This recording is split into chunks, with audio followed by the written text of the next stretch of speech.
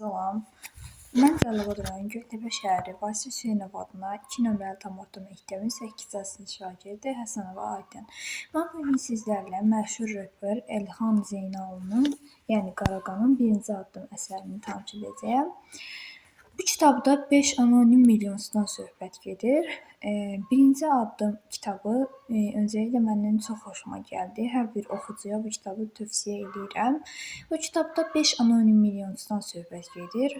Bu anonim milyonçular hər biri əvvəldə çox kasıb bir ailədə olmuşdular, amma onların heç birinin ağlına gəlməzdi ki, bir gün varlı bir insan olacaqlar və onlar bir gün başlarına elə bir hadisə gəlir ki, onlar varlı olurlar. Qaraqan özü də bildirir ki, onlar heç bir nazirin, hansısa bir nazirin də qohumu deyildilər. Onlar birdən-birə həyatlarını dəyişiblər və varlı insan olublar.